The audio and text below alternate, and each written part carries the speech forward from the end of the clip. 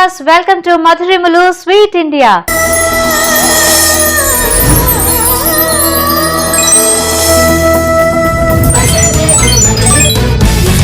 మరి ఈ రోజు నేను ఒక చక్కటి స్వీట్ స్నాక్ ఐటమ్ తోటి మీ ముందరకు వచ్చేసానండి.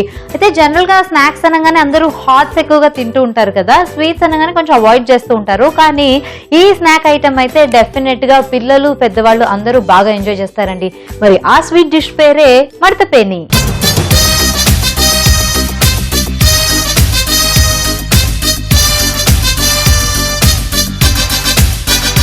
మడత పేనీలు అని చెప్పాను కదండి. అయితే ఈ మడత పేనీలని జనరల్ గా పేనీ రవ్వతో చేసుకుంటారండి. అది ప్రతి ఒక్కరికి అందుబాటులో ఉండదు కాబట్టి ఈ రోజు నేను క్విక్ గా మనకి ఇంట్లో అవైలబుల్ గా ఉండే ఇంగ్రీడియంట్స్ తోటి చాలా చక్కగా ఫాస్ట్ గా ఎట్లా అయిపోతుందో నేర్పిస్తాను.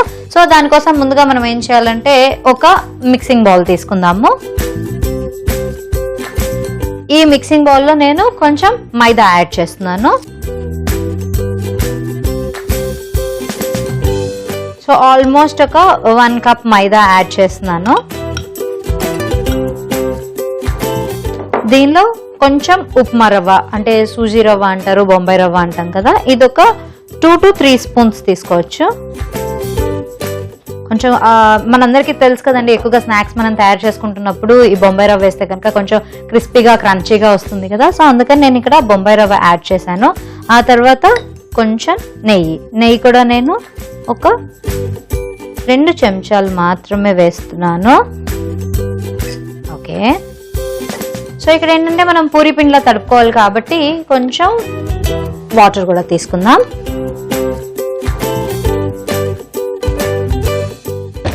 సో వాటర్ ఏంటంటే లైట్ గా యాడ్ చేసుకుంటూ ఉండాలండి. ఎక్కువగా యాడ్ చేసుకుంటే కనుక ఇది మనకి హార్డ్ టఫ్ డౌలా రాకుండా కొంచెం పలచబడిపోయే అవకాశాలు ఉంటాయి కదా, అందుకని కొంచెంగా వాటర్ యాడ్ చేసుకుందాము. సో జనరల్ గా అందరికి తెలిసిన ఐటమేనండి. అంటే మామూలుగా పంచదార పూరీలను చేసుకుంటూనే ఉంటారు. సో ఈ పేనీలకి మామూలు పంచదార పూరీలకి ఏంటి డిఫరెన్స్ అని అంటే చూపిస్తా, ఎందుకు తొందర.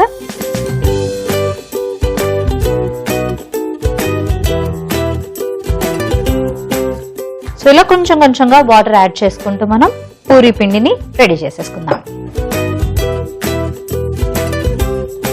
సో చూస్తున్నారు కదా, పిండి అంతా కూడా చక్కగా దగ్గర పడిపోతుంది. మనం దీన్ని ఒక గట్టి ముద్దలాగా తయారు చేసుకొని ఒక అరగంట సేపు నాననివ్వాలండి. ఈలోపు మనకి ఇంకా బోల్డ్ పని ఉంది, అదంతా కూడా చేసేసుకుందాం. సో చక్కగా మనం హార్డ్ డో ఒకటి ప్రిపేర్ చేసేసుకున్నాం కదండి. ఇది ఒక అరగంట సేపు మనకి నానాలి కాబట్టి దీన్ని పక్కన పెట్టేసుకుందాము. సో వాటర్ కూడా back to its place. Next ఏంటంటే దీనికి స్టఫింగ్ కోసం మనం ఏంటంటే బటర్ ఇంకా బియ్య పిండి యూజ్ చేస్తూ మనం ఒక చిన్న పేస్ట్ లాగా తయారు చేసుకోవాలి. సో యాక్చువల్గా ఇక్కడ మనకి బటర్ రెడీగానే ఉంది. సో దీన్ని చక్కగా బీట్ చేసేసుకుందాము. మనమేమి కరగబెట్టక్కర్లేదండి, ఈ బటర్ని ఆల్రెడీ సాఫ్ట్గానే ఉంది కాబట్టి చక్కగా మనకి దీన్ని ఇలా బీట్ చేసేసుకుంటే మనకి మెత్తగా అయిపోతుంది. ఇందులోనే ఒక 2-3 స్పూన్స్ మనం రైస్ ఫ్లోర్ వేసుకుందాం. అంటే ఇప్పుడు మనకి జనరల్గా అంతసేపు తడి బియ్యంతో యాక్చువల్గా ఇది పిండి చేసుకోవాలి, కానీ మనకు అంత టైం ఉండట్లేదు కాబట్టి నార్మల్ బియ్య పిండినే తీసుకున్నాను. మామూలుగా అయితే మనం అరిసెలు చేసుకునేటప్పుడు ఎట్లా చేస్తాం మీ అందరికీ తెలుసు కదండి. బియ్యాన్ని చక్కగా తడిపి తర్వాత దాన్ని ఎండబెట్టి ఆ తర్వాత మనం దాన్ని మిక్సీ బట్టి పొడి చేసుకుంటాం, పిండిలాగా చేసుకుంటాం కదా. సో అట్లా చేసుకున్నదైతే కనుక ఇంకా బాగా వస్తుంది ఎఫెక్టివ్గా, అంటే దాని టేస్ట్ ఇంకా బాగా ఎన్హాన్స్ అవుతూ ఉంటుంది. సో అలా కుదరని పక్షంలో ఇలా నార్మల్గా ఉండే బియ్య పిండిని మనం తీసేసుకోవచ్చు. దీన్ని చక్కగా బటర్ తోటి కలుపుకోవాలి. సో ఈ విధంగా కలిపేసుకున్న తర్వాత ఈ బియ్య పిండిని కూడా మనం పక్కకి పెట్టేసుకుందాము. అయితే ఇది పూరిలాగా చేయాలి అన్న విషయం మనందరికీ తెలిసిందే కదా. సో ఏం కావాలి, డీప్ ఫ్రైకి ఆయిల్ కావాలి. ఒక కడాయి తీసుకున్నా, స్టవ్ ఆన్ చేసి ప్యాన్ పెట్టేశాను కదా. కొంచెం ప్యాన్ హీట్ ఎక్కిన తర్వాత దీనిలో డీప్ ఫ్రైకి సరిపడా ఆయిల్ యాడ్ చేసేసుకుందాం.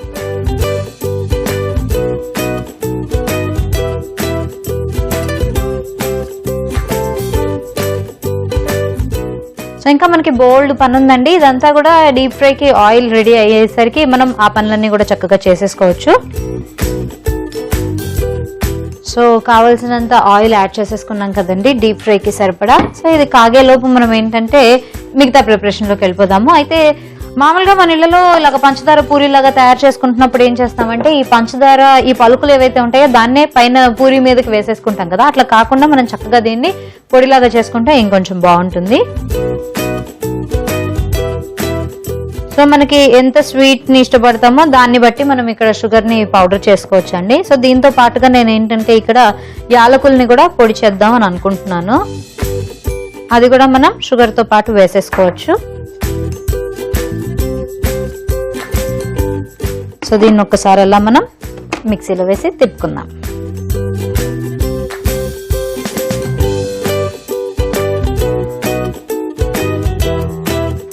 సో చక్కగా మనకి పంచదార కూడా పొడి అయిపోయింది కాబట్టి దీన్ని వేరే బౌల్లోకి మనం షిఫ్ట్ చేసేసుకోవచ్చు.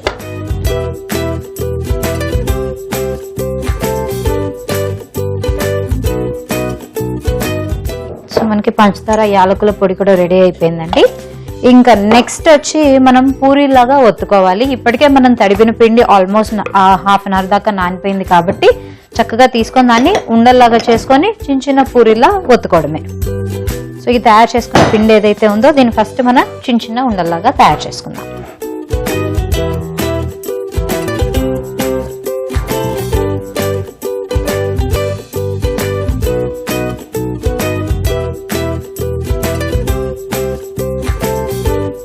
సో మనం ఇప్పుడు పూరీలో తయారు చేసుకుంటున్నాం కాబట్టి దీన్ని మనం మరీ పెద్దగా ఒత్తుకోకర్లేదండి. చక్కగా చిన్న చిన్నగా ఒత్తుకుంటేనే పూరీలు చూడడానికి కూడా చాలా క్యూట్ గా బాగుంటాయి కాబట్టి చిన్న చిన్నగా ఒత్తేసుకుందాం.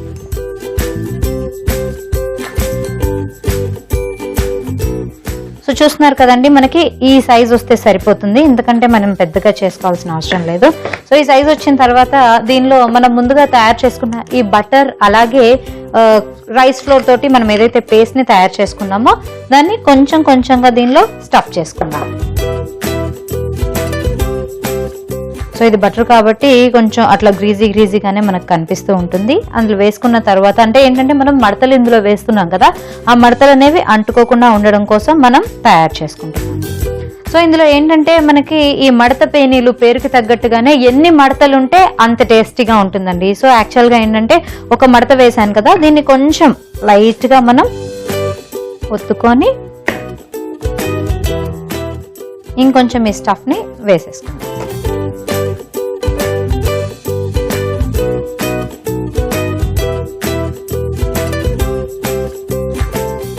చూసారు కదా, నేను దీన్ని యాక్చువల్గా 2 సార్లు మడిచాను, అందుకనే అది మనకి ఏంటంటే హాఫ్ మూన్ షేప్ దగ్గర నుంచి మనకి అది ట్రయాంగిల్ షేప్ దాకా వచ్చేసింది కదా. సో దీన్ని మనం ఒక పూరీలాగా ఒత్తుకుందాం.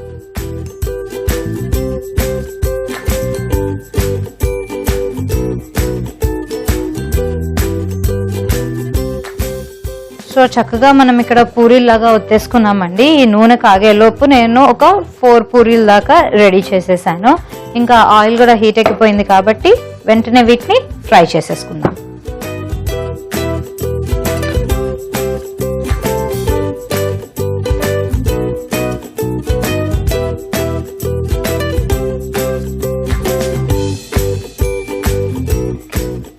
సో మనకి ఏంటంటే ఇది కొంచెం మైదా పిండి, ఇందులోనూ బొంబాయి రవ్వ వేసాం కాబట్టి ఆ క్రిస్పీనెస్ అనేది తెలుస్తూ ఉంటుంది. 2 కూడా తెల్లగానే ఉంటాయి కాబట్టి మనకి ఆ కలర్ అనేది ఇనిషియల్ గా మనకి తెల్లగానే వస్తుందండి. మరి ఎక్కువ బ్రౌన్ గా రావాలి అని అంటే కనుక కొంచెం ఎక్కువసేపే ఇది ఫ్రై అవ్వాల్సి ఉంటుంది.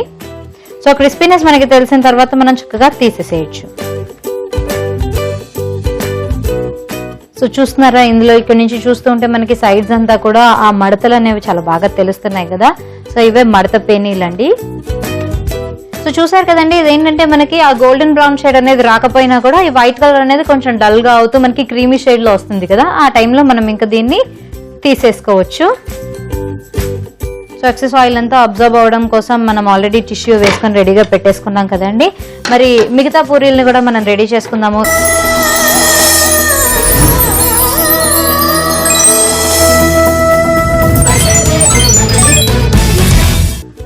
సో ఇక్కడ మనం పూరీలను చూస్తూ ఉంటే చక్కగా వేగిపోయినాయండి. వీటిని మనం తీసేసుకుందాము.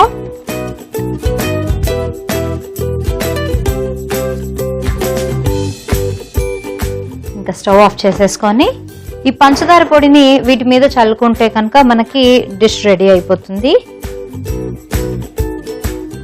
ఇందులోనే మనకి ఆల్రెడీ యాలకుల్ని కూడా పొడి చేసుకొని వేసుకున్నాం కదా, సో అది కూడా మనకి చాలా గుమ్మగుమ్మలాడుతూ చక్కటి వాసన తెలుస్తుందండి. ఈ పంచదార పొడి అనేది మనం పూరీలు వేడి మీద ఉన్నప్పుడే వేసుకుంటే చక్కగా దానికి స్టిక్ అయి ఉంటుందండి. సో వేసేసుకున్నాము. అట్ ద సేమ్ టైం ఏంటంటే ఎక్సెస్ ఆయిల్ ఏదైతే ఉందో అదంతా కూడా మనకి పేపర్ నాప్కిన్ అబ్జర్వ్ చేసేస్తుంది కాబట్టి దీన్ని ఫైనల్ గా సర్వింగ్ ప్లేట్ లోకి షిఫ్ట్ చేసుకుందాం.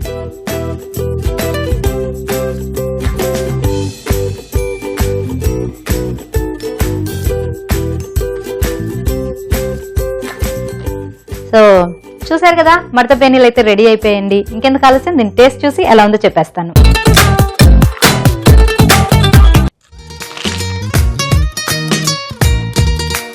ఇదంతా కూడా తెల్లగా ఉంది కదా, అంటే సరిగ్గా మనకి వేగిందా లేదా అని అనిపిస్తుందేమో. ఇందాక నేను మీకు చెప్పినట్టుగా కలర్ చేంజ్ అవ్వకపోయినా పర్వాలేదండి, చాలా చక్కగా క్రిస్పీగా క్రంచీగా చాలా బాగుంది. సో డెఫినెట్ గా మీరు కూడా ఇంట్లో ట్రై చేయండి, టేస్ట్ చేయండి.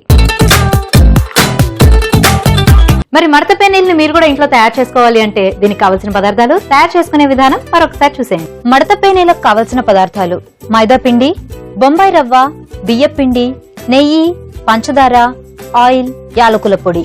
మడత పేనీలు తయారు చేసుకునే విధానం: ముందుగా ఒక మిక్సింగ్ బౌల్ తీసుకుని దాంట్లో మైదా పిండి, కొంచెం బొంబాయి రవ్వ, 2 చెంచాలు నెయ్యి వేసి సరిపడా నీళ్లు పోసి పూరీ పిండిలా కలుపుకోవాలి.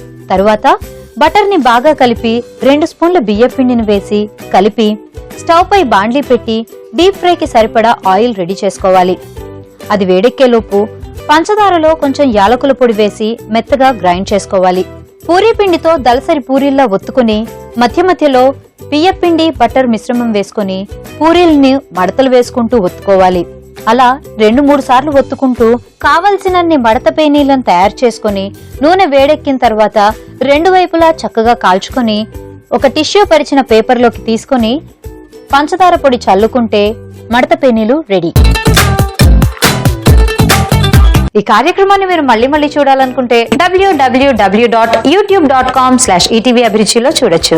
అలాగే www.facebook.com/ETV అభిరుచిలో ఫాలో కూడా చేయొచ్చు. చూసారు కదండి ఈనాటి ఎపిసోడ్ లో మడత పేనీ తయారీ విధానం ఏంటో. మరి ఇలాంటి స్వీట్ డిషెస్ తోటి మరెన్నో డిషెస్ తోటి మేము ముందరకు వచ్చేస్తాను. మరి ఈ రోజుకైతే సెలవు తీసేసుకుందాం. This is Rajeshwari signing off. By.